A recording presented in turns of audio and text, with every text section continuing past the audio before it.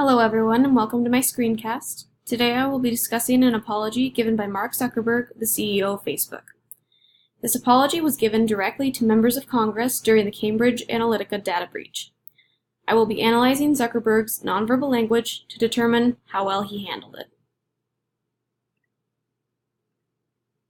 We face a number of important issues around privacy, safety, and democracy, and you will rightfully have some hard questions for me to answer. Before I talk about the steps we're taking to address them, I want to talk about how we got here. One thing I noticed throughout the video is that Zuckerberg did well in not overusing his gestures. He kept his gestures limited to the very calm lifting of his hands while he makes his points. This can be seen throughout the entire video. He mainly keeps the same demeanor throughout. The second thing that was clear to me is noticing how Zuckerberg attempts to make great eye contact with the members he is speaking to. He looks down occasionally at his notes, but not so much that would lead one to believe that he feels shame for what has happened. While this may seem like a good move on his part, this puts into question how sincere his apology may be. If he does not appear to have any shame for what has happened, it is not clear whether or not he has taken this seriously and taken full responsibility.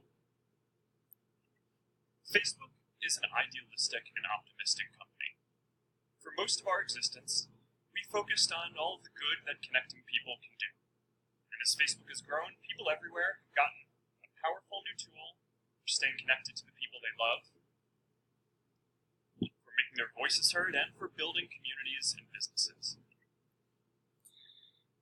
Zuckerberg does not emote much throughout the apology. He keeps a very calm and professional demeanor that does not break for the duration of the video. Zuckerberg may be acting like this as to not overshow emotion or get upset. However, to me, it does not work in his favor. With such a lack of emotion, it is hard to believe that he is sincerely sorry. Overall, Zuckerberg performed in a calm and professional manner throughout the entire video. This may have proven sincere to some, however, based on my research on nonverbal language, I believe that some of the factors of his apology have worked against his sincerity.